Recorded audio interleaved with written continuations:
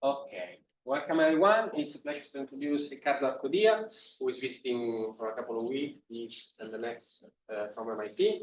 Riccardo graduated in Milano Bicocca with Gabriele Pisellini, and then moved to MP for his PhD in the high energy group, working on Rosita data mostly for time variable things. And then one postdoc in MP, and then he moved to the US, where he's Einstein Fellow at MIT. And he's very well-known expert on the QP field, which is a very young research field. And we'll hear in a moment everything you need to know about QPEs and how they may be related to the encounter of supermassive black hole with small bodies, and how this has consequences also for gravitational wave experiments. So the floor is yours. This was the talk, so we can have questions. Thanks for the introduction. Thanks for having me here. Yes, indeed, I will talk about QPEs, these X-ray flares from galactic nuclei. And before doing that, I'll give a little bit of a overview as to why that's a very peculiar type of variability compared to what we know, typical AGN would do. We know from simulations that supermassive black holes usually accrete, from gas in their vicinity that comes from larger scales and larger scales. And we think that this is a rather secular phenomenon. You have like massive clumps and filaments of gas. You have these accretion events that last millions of years. And then you have an accretion flow that shines bright at all wavelengths. And in X-rays, we typically see something fairly boring, a power law. And in images, we see a point-like source typically.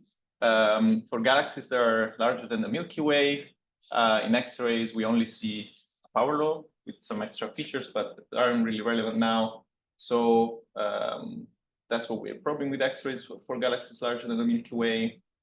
If we look at their light curves, we know that these sources vary on very short timescales. In fact, I believe this was one of the first pieces of evidence that there were black holes at the center of galaxies, because this variability happens on timescales that are too fast to be coming from anything else than a black hole, because it's too luminous and too compact in terms of luminosity over radius to be anything else.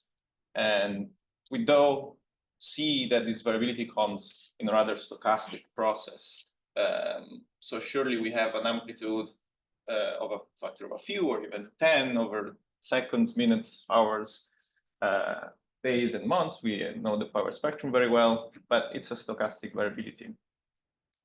If we look at galaxies that are like the Milky Way or smaller, the black hole is around 10 to the 6, 10 to the 5 solar masses. And so accretion disk emission also leaks through the X-ray band. Basically, the radiation at a similar distance in terms of mass normalized scales around black holes is hotter, and so we see the accretion disk peaking in the far UV right before we can actually observe in the X-rays, but we see the decay, exponential decay of the accretion disk in this X-rays. So this is what X-rays tell us. We see variability, we see a power law almost ubiquitously. If the black hole is small, like in our Milky Way or smaller, we may be able to see the disk if it's relatively efficient and if it emits this SED. Then in small galaxies, we also observe transient accretion events, and typically we see tidal disruption events. Basically, a star gets torn apart by the gravity of the black hole and produces a luminous but transient accretion event that could last months or years. And this happens only in small galaxies because the tidal radius gets into the horizon for larger masses, so we don't see this electromagnetically anymore. And anyway, we either see stochastic persistent accretion that we usually call AGN from supermassive black holes. Occasionally, we see some transients that may ignite the nucleus for months or years. But this is sort of what we thought we would see from the nuclei of galaxies. And in X-rays in particular, TDEs look like the cartoon I showed you before. Basically see very soft X-ray spectrum that looks like exponential decay from a quasi-thermal spectral distribution. And so we think we're seeing the inner accretion disk around these black holes. Now, this is what we thought we knew from AGN, and then Giovanni Muti and collaborators were observing this galaxy a few years ago. Fairly small galaxy, fairly nearby, and they were looking at it mostly because compared to Rosat data, this galaxy became much brighter in 2010, about a factor of 100 in X-ray flux. So people, were more confident that this galaxy had a black hole in the first place. And for about a decade, people have observed this very smooth decay. Some people thought it could have been a tidal disruption event. Some people thought it's just an AGN decaying light curve. And when people were looking at the 2014 data, they saw a remarkably boring light curve, which is even unusual for AGN, for how boring this looks. And quite the opposite instead, around Christmas 2018, they saw two sharp flares in the data. And they say a funny story. They were exchanging messages and emails over Christmas 2018, also, I guess, to make sure that they didn't break the instrument once it sees something like this, or they pointed the wrong target. But then they got more data for the following few months, and they confirmed that this was an astrophysical phenomenon of sharp X-ray flares occurring every about 9 hours. They about warranted the quasi in the name. The name was chosen to be Quasi-Periodic Eruptions, and this was a new phenomenon altogether in 2019. Now, a few years later, we now have a dozen of these galaxies. I think this is a collection of the ones that are public to date. There are a couple more galaxies with this behavior that will come out soon. And you see a little bit of a diversity already if you squint. I mean, these are not here for you to see all the points, but rather the diversity that we have. But they have in common that they come from relatively small galaxies. Their stellar mass is comparable or lower than that of the Milky Way. And usual proxies, M sigma and M star, or the soft X-ray emission, all point towards very low masses, so 10 to the 5 to 10 to the 7 point something. So these are very small galaxies, and they weren't selected to be such. All these transients seems to be coming from these small galaxies. So now we have a small population. We can do a collection of their observational properties, and we start from the X-rays. This is an X-ray spectrum in quiescence. So when you remove all the flares from the analysis, this is what the galactic nucleus is doing.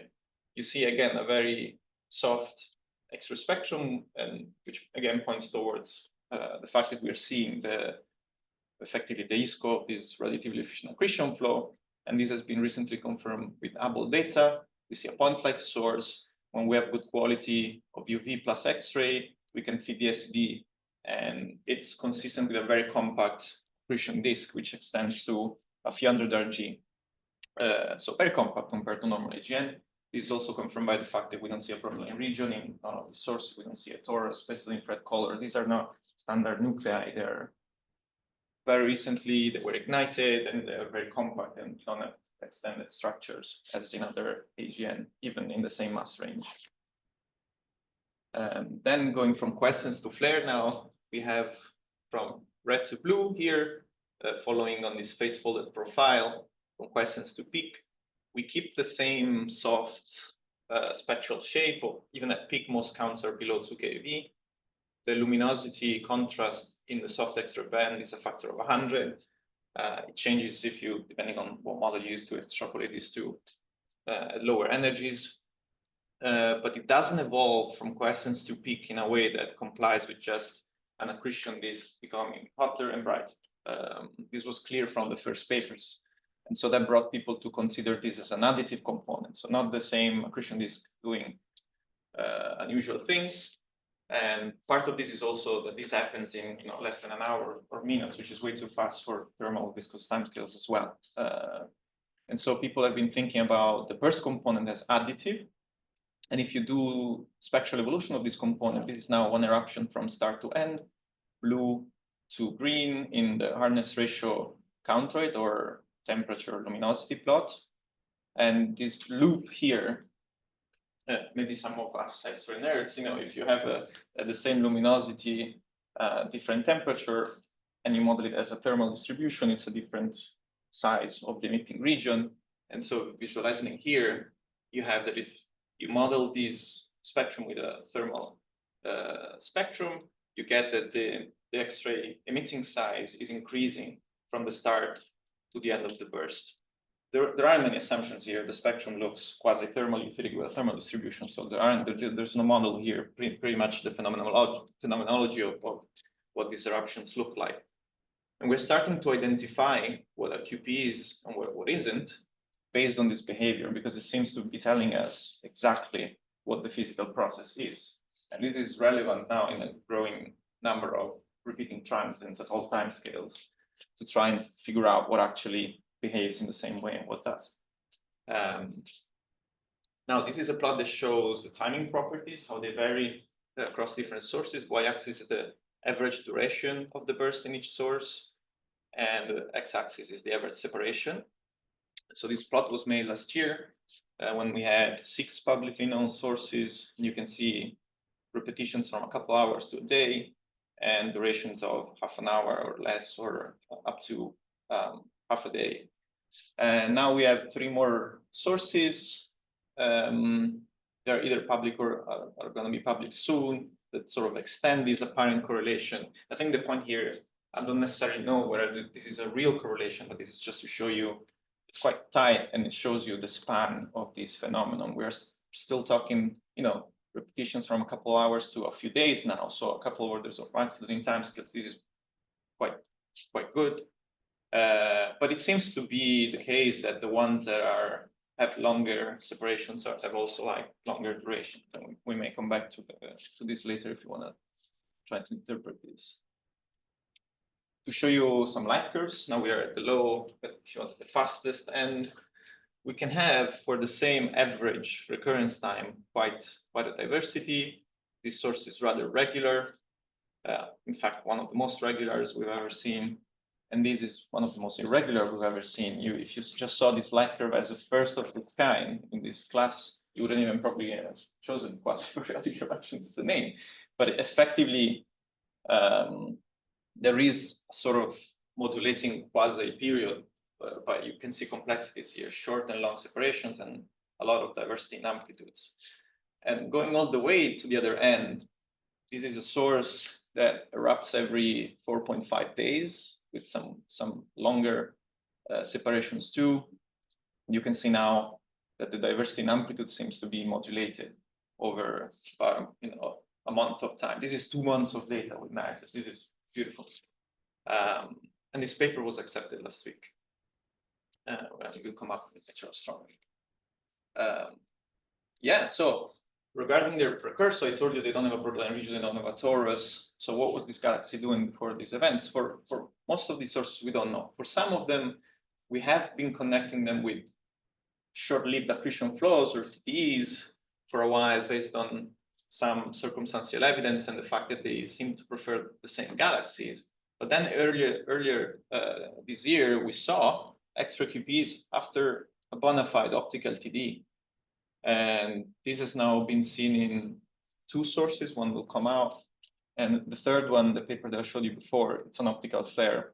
It might not be a TD, but it's an optical flare. We've seen this TD in 2019, and after 3-4 years, we have a clear detection of the X-ray eruptions. This is now UV and optical superimposed with X-rays. We don't have data here to know exactly when they started, but they surely weren't in the first X-ray observations during TD. So at least for some cases, we connect them directly with a previous TD, 2 out of a dozen. In other ones, there is like a little bit of more circumstantial evidence. In other cases, though, we have evidence that the accretion event is very recent, even if it's not TD. This is the source that I showed you earlier.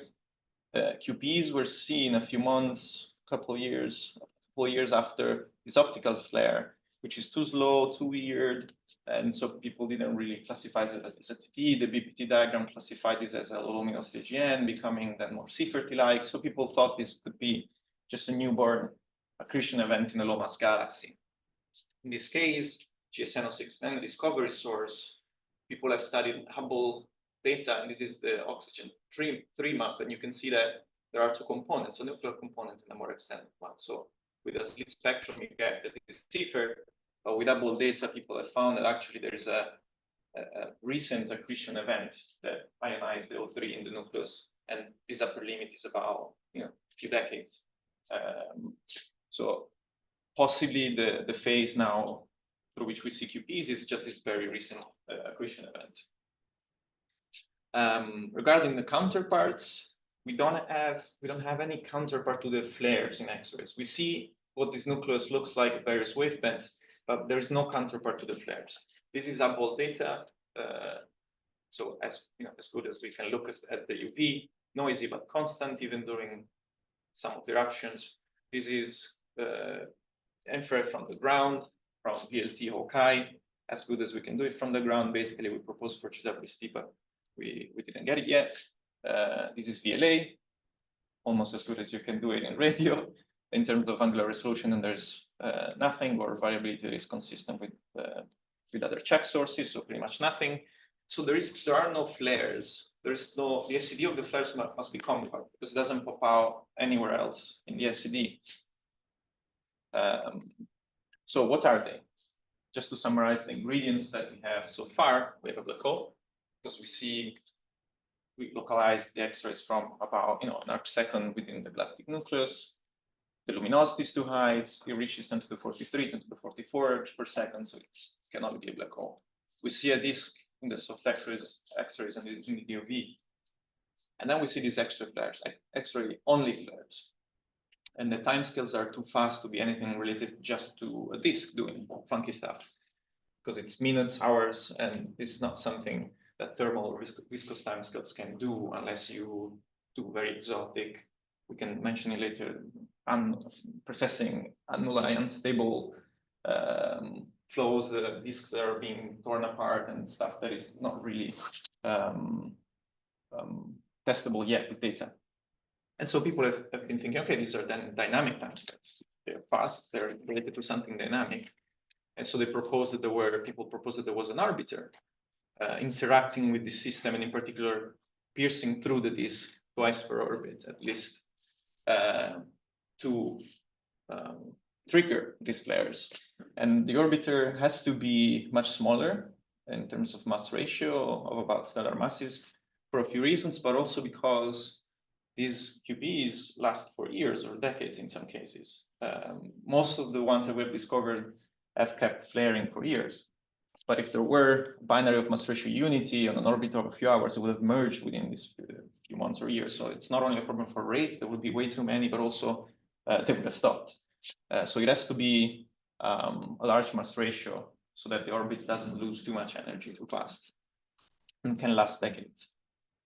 And of course, there are other suggestions. In fact, we can sort of divide them in three families. Something that just a disk would do, stability, staring, or precession.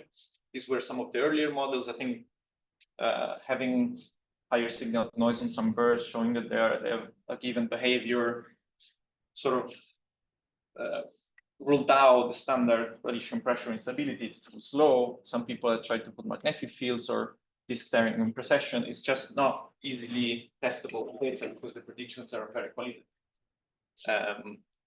QPEs has partial disruption at pericenter from one orbiter on a high eccentricity orbit was one of the suggestions that kept the community busy for a while. But as soon as we started convincing people that there is an accretion disk, people realized, okay, if there is an accretion disk, then there's no way around interacting with it somehow. And they figured out actually the collisions are more relevant than possible disruptions that this orbiter would do. And so most of these theories have actually shifted this family of models. And I'm going to focus on this now, but we can talk about any of this later. A little bit more in detail. So we have an orbiter, which is pre-existing because these systems, extreme mass ratio spirals, these orbiters have evolved for 10 to the 6 years, primarily to gravitational waves emission. So the pericenter is roughly fixed and the apocenter shrinks. And then we have a newborn accretion event. In these galaxies, there is a TD every 10 to the 4 years. So there are tens of TDs in the lifetime of this orbiter if it survives dynamically. And so at some point, there is a new accretion disk formed when this orbiter is on this quasi-circular orbit. And I start colliding through it.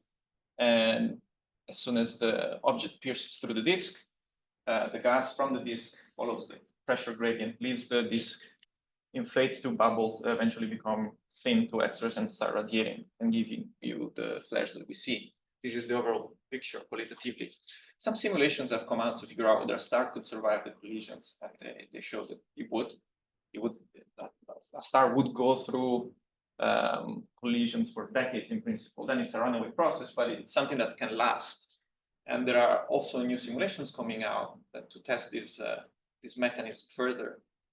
Some people have put out radiation transport calculation of this bubble, and they borrow some physics from shock breakout supernovae. Effectively, these two bubbles are two mini supernovae, and so they could model qualitatively the light curves and the spectra, and there is good. They can reproduce the spectra and the light curves to a good extent, although we aren't in the process of fitting either yet. So it's just more of a consistency check that things sort of make sense.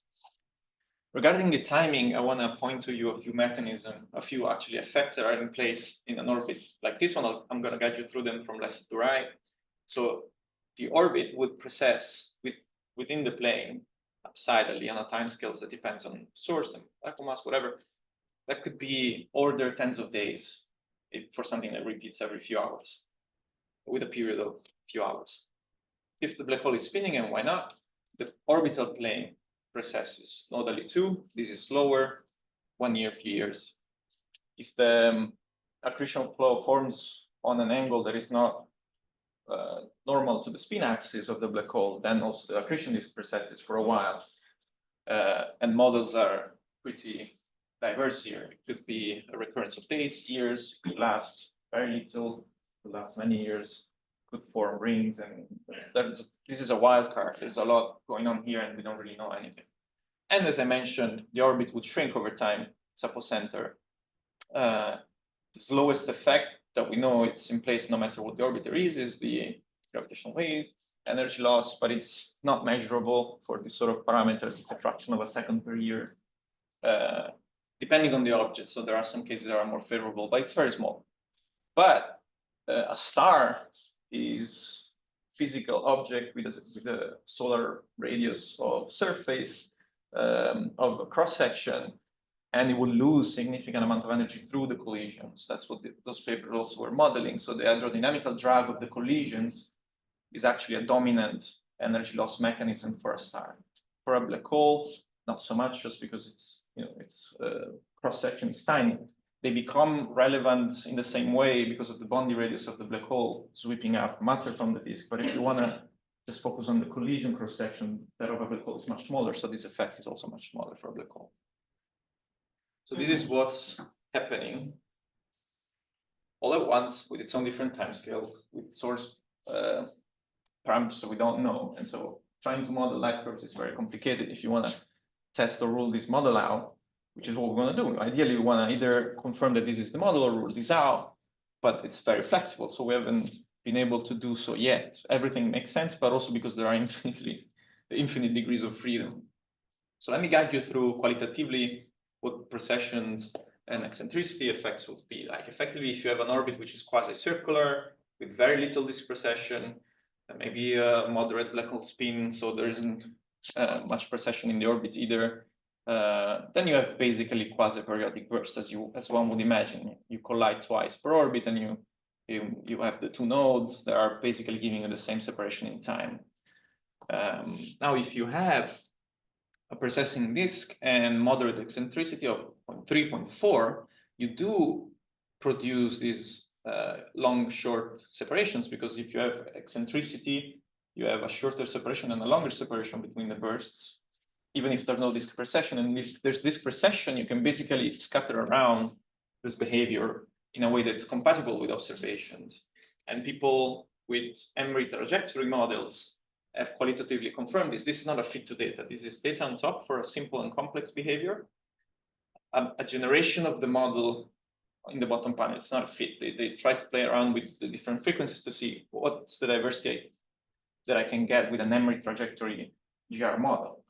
And they can reproduce simple ones with no precession, no eccentricity, and complex ones on the right with moderate eccentricity and some disprecession. So again, we come back to the point that the model is flexible enough that it makes sense given the diversity we have. And I remind you that the spectrally simple and complex timings do the same. So it's the same phenomenon, right? So this is good. There's a good consistency check for the model, but now we want to test it, and it's hard because there are many degrees of freedom.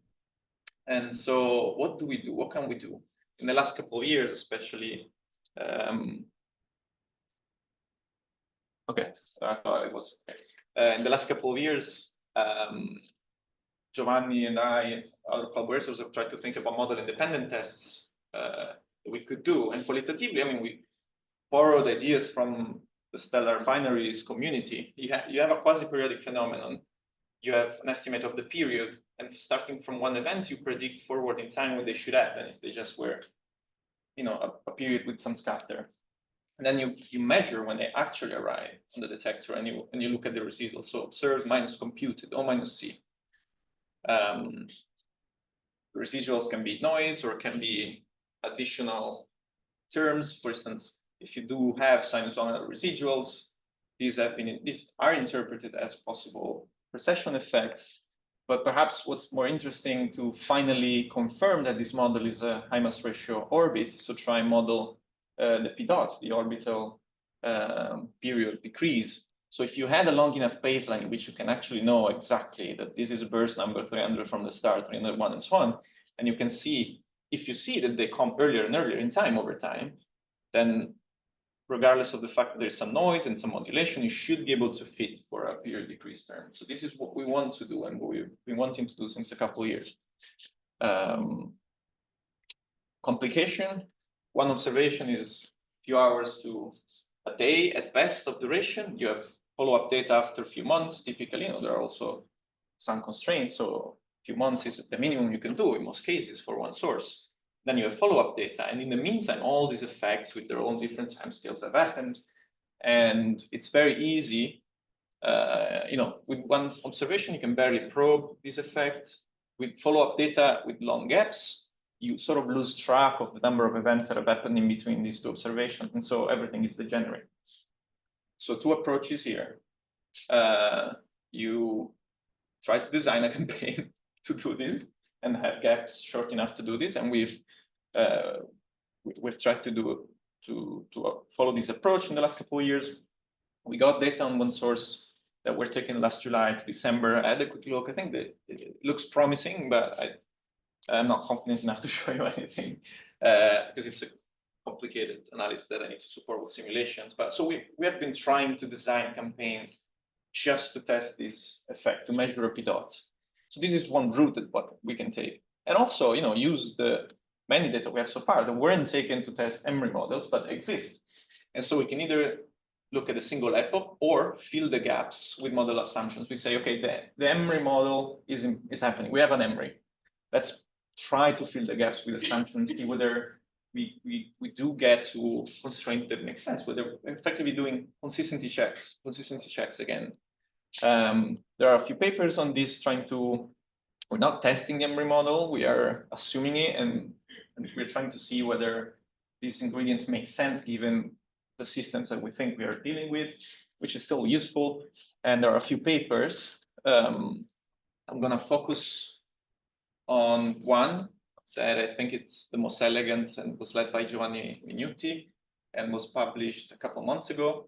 I'm going to guide you through this busy plot. So if we have two collisions per orbit, and remember, we see both of them because the bubbles leave the disk from both sides. So even if we're on the side of the disk, we see both of them. But one will be a descending node into the disk, and the other one will be an ascending node out of the disk for us. Timing-wise, this matters because if you have a fixed disk and just tidal precession of the orbit, that's the one effect that should happen either way, even if there's no spin.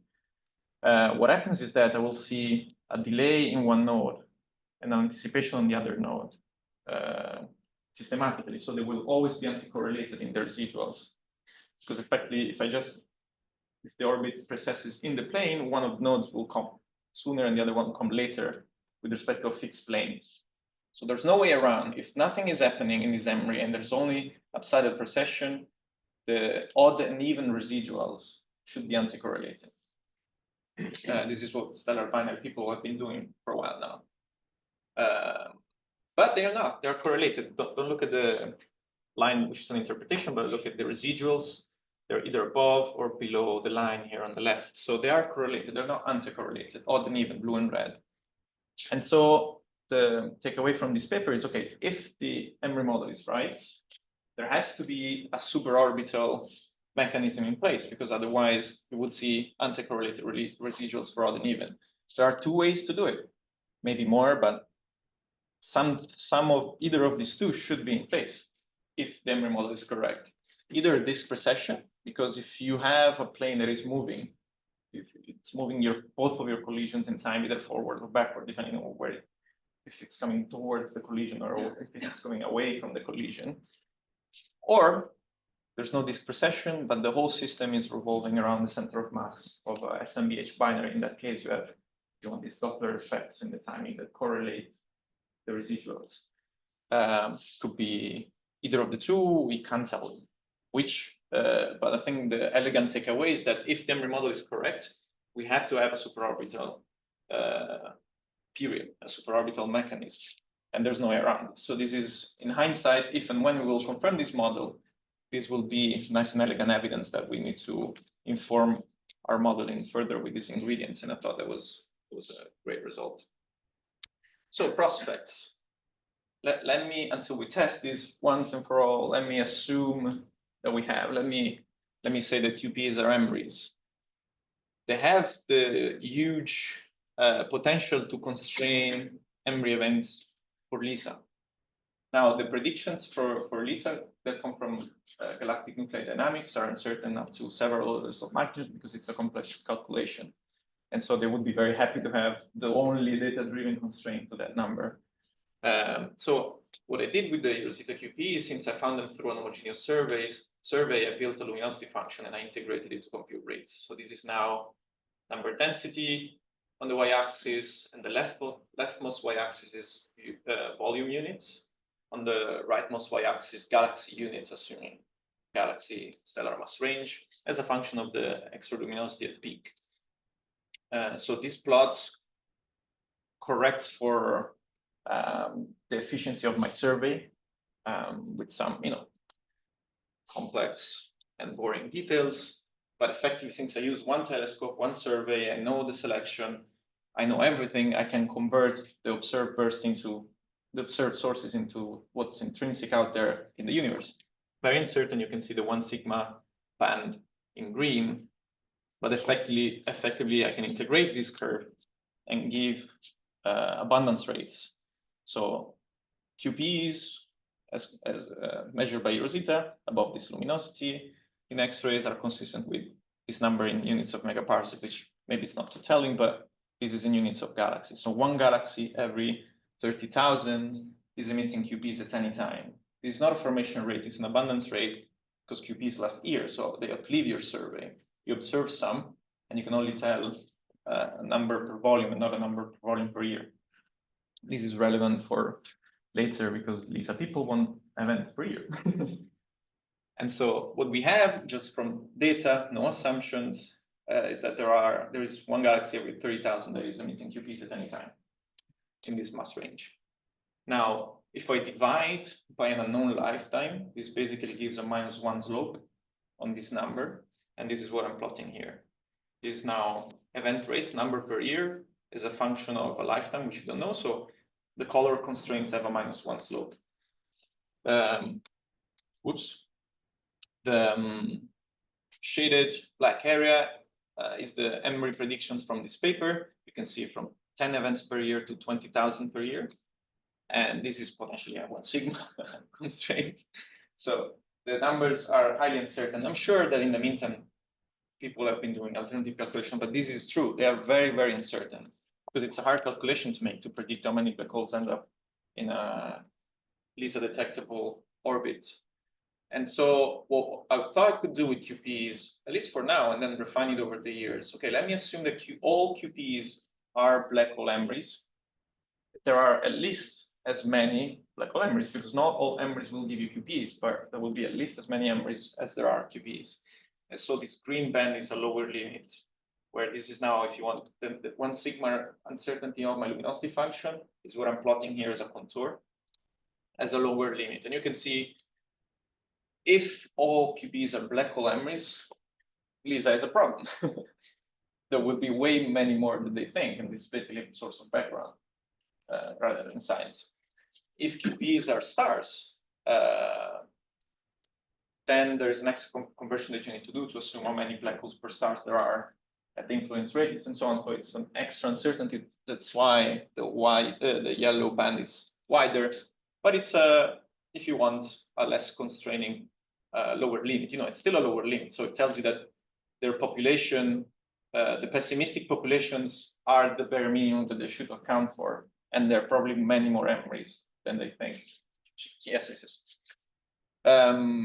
So one day, you know, with new missions, we will shrink this uncertainty from the QPE side. Hopefully, we will confirm that QPEs are EMRIs. Hopefully, we will have found out whether they're stars or black holes. And so by the time LISA flies, I think this lower limit from QPEs will be much more constraining and useful to them to figure out predictions for EMRI event rates with LISA.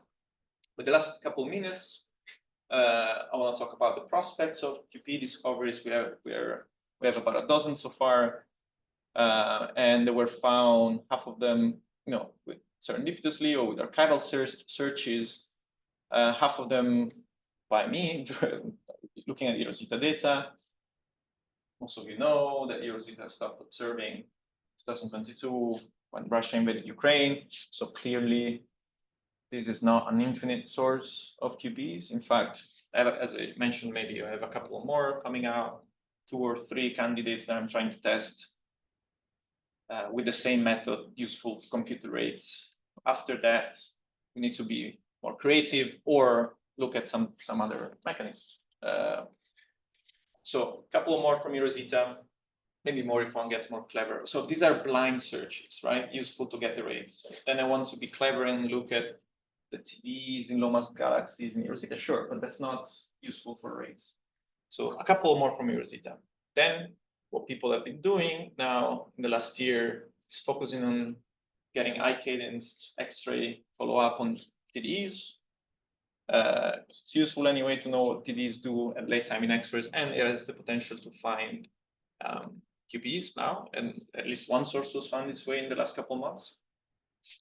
Einstein probe is a resource here. The wide field monitor is too shallow to get QPEs blindly, but you can point the FXT, the follow-up X-ray telescope, after TDs to get more and more of these events. And then we need to think about the next generation. I'm working on computing the rates for axis. I propose to do it for Mu Athena or Athena. I don't know what I should do now, but so this is what's next. And as you know, those are 2 big maybes, and if they launch in 10 years, or maybe a little bit less for axis. So there is a little bit of a gap in between the near future and that. So I'm putting some thoughts also in trying to propose for a smaller mission with poor angular resolution, but wide field of view to just discover these. And I've asked some of you in the past, and let's see where this goes. But it's just on paper now, nothing really quantitative. Yeah. Okay, so summary. QPEs are sharp and rapid X-ray bursts that we observe from the nuclei of galaxies. We have order 1015 now, including papers in preparation and word of mouth. The model that is most mature with a lot of semi-analytic, numerical models, simulations, predictions for lifetime and spectra is this one, the QPE EMRI connection, so high mass ratio binary. It's not being conclusively tested, but we're trying to do it. Hopefully in the next year, we will be able to say something relatively final about this. And if confirmed, there are massive consequences for the future of multi-messenger astronomy and synergies between LISA and AXIS and Athena. And these are the rates that could compute with the Rosita, so quite abundant for being a rare astrophysical phenomenon. One every 30,000 galaxies out there is emitting QPEs, and if this connection is confirmed, this will be the only data-driven constraint and the first data-driven constraint to LISA EMRI rates. And I think with this, I want to thank you, and I'm happy to take it.